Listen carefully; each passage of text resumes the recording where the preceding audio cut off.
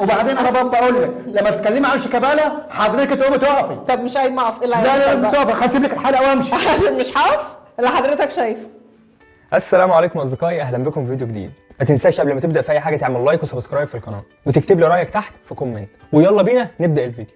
ما يطلعش مثلا محمد عبد الشافي او شيكابالا يقول لهم لا ما تجيبوش اللاعب الاوغندي او ما تجيبوش ترجعوش سيف جعفر.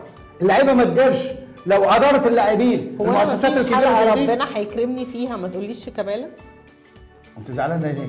لا انا مش زعلانه، بس هو الموضوع بقى اوفر. ليه بقى اوفر ليه؟ لا بقى خلاص، لما يجي سؤال عن شيكابالا نتكلم عن شيكابالا. لا، احنا بنتكلم شيكابالا دلوقتي ده- على لعيبه تانية، على كابتن شوبير، على قامات حقيقيه شيكابالا قامه كبيره. بالنسبه لحضرتك. لا بالنسبه لمصر كلها شيكابالا اسطوره. سيبك من الاسطورات المزيفه اللي عندكم. الاساطير المزيفه اللي عندكم، شيكابالا كابتن اسطوره. انا من ساعه ما بدانا أعمل- البرنامج بص- وانا بص- مش يا عايزه بص يا رباب اقول لك يا رباب يعني لو ارحمنا سمحت فعلا من لما تتكلمي على شيكابالا تقومي تقفي. اللهم صل على النبي. هتقومي مين اللي تقفي. هيقوم يقف عشان شيكابالا ده أسطورة. شيكابالا؟ سيبك- ده ولا شيكابالا ولا سيبك من غيره. الاساطير ليه المزيفه بتتكلم على دي. مين؟ شيكابالا ليه بقول حاجه؟ شيكابالا اسطوره الكره المصريه. ايوه خلاص، ده شيكابالا رأي مدرب حضرتك. الكره المصريه. مش هتفرضوا علينا وعلى المشاهدين. ده راي الوطن العربي كله. مين اسطوره الوطن العربي كره القدم سواء انت رضيتي او ما رضيتيش. وبعدين انا بقول لك لما تتكلمي عن شيكابالا حضرتك تقومي تقفي. طب مش قايمه اقف، ايه اللي لا هيحصل لازم بقى؟ تقفي، هسيب لك الحلقه وامشي. عشان مش هقف اللي حضرتك شايفه. هو ده طبيعي؟ ده طبيعي اللي بيحصل؟ انا محتاجه فعلا ان حضراتكم تردوا، ده طبيعي؟ شيكابالا ايه اللي بيلعب في دار المسنين؟ شيكابالا ايه اللي يتفرض علينا كل حلقه؟ انا كل اللي مزعلني في الموضوع بصراحه ان احنا نتحرم من الفكاهه والكوميديا اللي الكابتن عبد الشافي بيقدمها في البرنامج ده. انا زعلان جدا انه مش ليه كده يا رباب تتك عليه. شيكابالا اسطوره الكره المصريه عند الكابتن عبد الشافي. اسطوره الكره المصريه بقى بدليل ايه مش مهم، لكن هو اسطوره الكره المصريه. ولما تتكلمي عن شيكابالا تقومي تقفي ليه؟ معلش يعني نبي شيكابالا ولا حاجه؟ ده لاعب كوره وما قدمش حاجه خالص لمنتخب مصر. تقوم تقف ليه الست؟ عشان تعرف بس ان مفيش واحد عاقل يستحمل واحد زملكاوي اكتر من 10 دقائق. كفايه رايين بس من ارائه تخليك تطلع من هدومك وتنفعل وتبقى زي رباب كده. بس رباب ما سكتتلوش. شيكابالا مين اللي بيلعب في دار مسنين ده؟ لا والكابتن عبد الشافي محموق قوي. شيكابالا ده لو ابنه مش هيتحمق عليه كده. لكن هقول ايه؟ هتوحشنا يا كابتن عبد الشافي. كفايه كده على الكابتن عبد الشافي، هو ما طولش معانا بصراحه، ما كملش معانا حلقتين. تعالى بقى نروح للكابتن خالد الغندور علشان برضه هيكلمنا عن شيكابالا. طيب مين تاني غير رمضان ممكن يبقى في المنتخب مع كابتن حسام من وجهه نظرك كده؟ ممكن تقولي ممكن يضم ده. شيكابالا تفتكر ممكن ينضم ماتشين ثلاثة؟ ممكن. هو شيكابالا وحسام في كيمياء ما بينهم. يعني شيكابالا ده جد ولا هزار؟ انا بتكلم جد والله. بالماتش مثلا منهم بشيكابالا. ممكن شيكابالا، ممكن عبد الله السعيد. واحده بس. ماشي. ممكن يكون شيكابالا. متواجد. انا بناقشك، انا ما قلتش حاجه. شيكابالا عبد الله السعيد ممكن. ماشي، على حساب مين؟ قول لي كده. كابتن هسألك سؤال. انت بترد ما انا السؤال هسألك بالسؤال. اهو، هجاوبك يا كابتن خالد من فضلك رد عليا وبعد كده اسال. هجاوبك. تمام. لو عبد الله السعيد موجود مع المنتخب اتفضل. هو اللي ينزل ولا محمود حماده؟ يا فندم سيبك محمود حماده. لو شيكابالا موجود مع المنتخب. محمود حماده دلوقتي ورقه بديله في توقيتات. ماشي. انا بكلم انا بقول لك ورقه بديله في توقيتات. انت دلوقتي ما هو شيكابالا ممكن يكون ورقه بديله. على حساب مين؟ انا ده اللي بساله بس والله. ما هو مش على حساب حد، على حساب في لعيبه يا بتلعب. كابتن شيكابالا هيلعب فين في المنتخب؟ يعني فين المكان؟ قول لي بس. كابتن يا كابتن هو انت بتيجي في الفن يا كابتن؟ لا بتقف. انت ليه محسسني؟ يا كابتن خالد انت راجل لا نجم مصر. الفنيات اللي موجوده دلوقتي انا ما حسستكش بحاجه والله، انا ما حسستك ولا قربت لك. انا بقول لك شيكابالا دلوقتي هيلعب فين؟ قول لي فني بس فني. ممكن شيكابالا يلعب ربع ساعه، يلعب يا كابتن مش قصدي التوقيت، قصدي فين في الملعب قصدي. يلعب هاف ليفت. هاف ليفت على حساب مكانه. انا بسالك على حساب مين؟ مين اللي بيلعب في المنطقه دي؟ مين يا كابتن؟ يعني محمد صلاح مصاب، افرض محمد صلاح لو مصاب يلعب ممكن مكان زي ما مصطفى فتحي خد فرصه. ممكن شيكابالا كان ينزل يعني ممكن تحط انا بسالك بس ممكن تحط شيكابالا بديل لمحمد صلاح.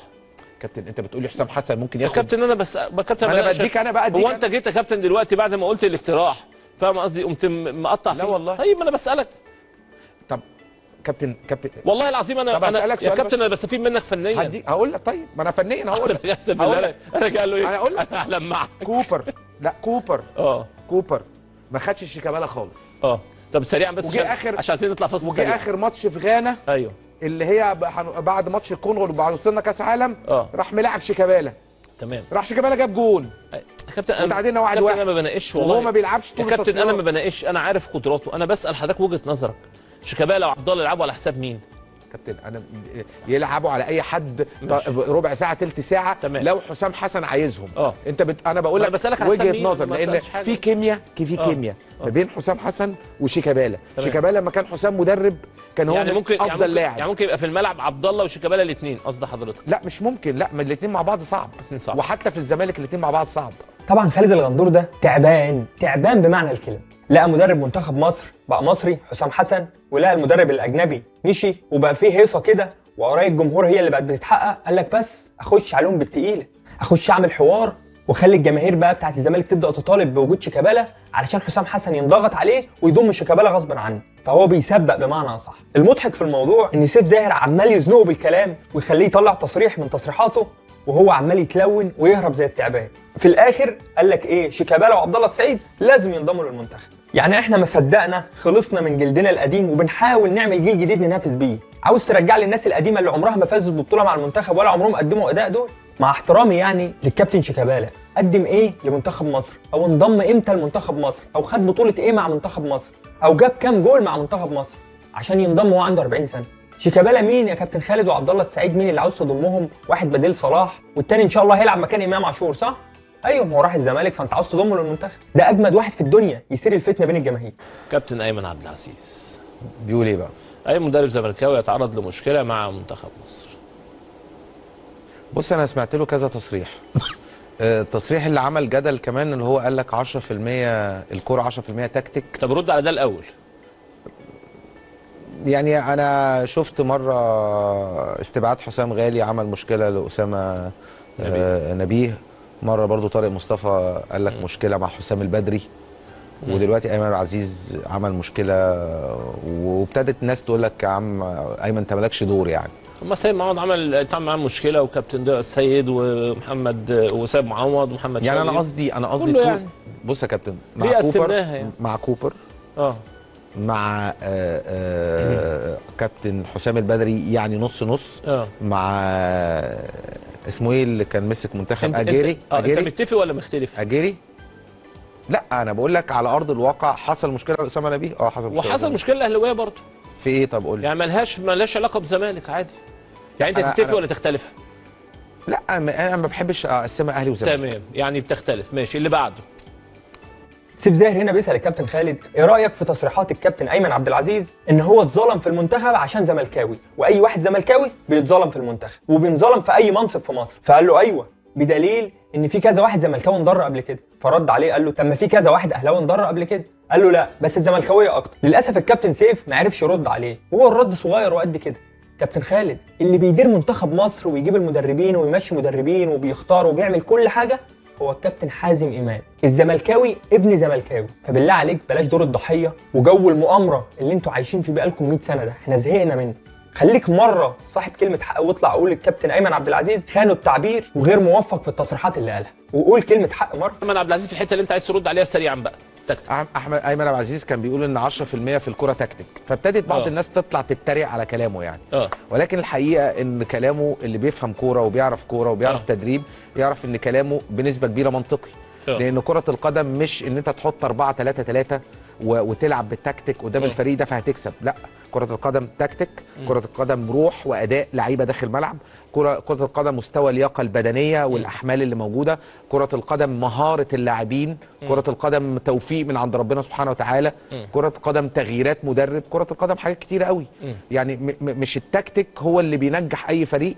او لو انت طلعت 3-5-2 فهتكسب الفرقه دي، ولو طلعت 4-3-3 فهتكسب الفرقه دي، او لو طلعت 4-4-2 هتكسب الفرقه دي مش كوره. التكتيك جزء من نجاح اي فريق وليس كل النجاح. وهنا عشان يدافع عن تصريح ايمن عبد العزيز ان الكوره 10% بس منها تكتيك والباقي جري في الملعب، طلع خبط في ثوابت كره القدم عشان يثبت صحه كلام الكابتن ايمن عبد العزيز. واسمع بقى المحلل والمحنك بيقول لك ايه. بيقول لك ان فعلا كره القدم 10% منها تكتيك. طب ايه هو التكتيكس يا كابتن خالد بالنسبه لك؟ هنا المصيبه بقى، سيبك من كل الكلام والهري اللي قاله. التكتيكس هو انك تحط خطه 4-3-3 4-4-2 5 كابتن خالد عمر ما كان ده تكتيك. لو الكوره 10% تكتيكس بس كانت الناس دي مشت نفسها باي مدرب.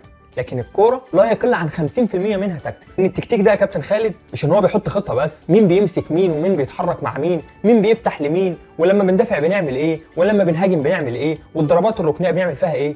كابتن خالد ده دلوقتي في اوروبا والدول المتقدمه في مدرب لرميات التماس، رميه التماس اللي احنا اللاعب عندنا ما بيعرفش يلعبها اصلا، في مدرب بيجي يعلم اللاعب يرميها ازاي والتاني يستلمها منه ازاي. تقول لي الكوره 10% منها بس تكتيك وعاوز تثبت الهبد اللي الكابتن ايمن عبد العزيز قاله؟ والله انا ما عارف انتوا بتطلعوا في الاعلام تقولوا ايه ولا انتوا اتعلمتوا ايه في كره القدم. كفايه عليك قوي كده يا غندور اهو، ما طولتش عليك الفيديو، فما تنساش بقى تصلي على النبي قبل ما تقفل الفيديو وتعمل لايك وسبسكرايب في القناه. اشوفك فيديو جديد، سلام.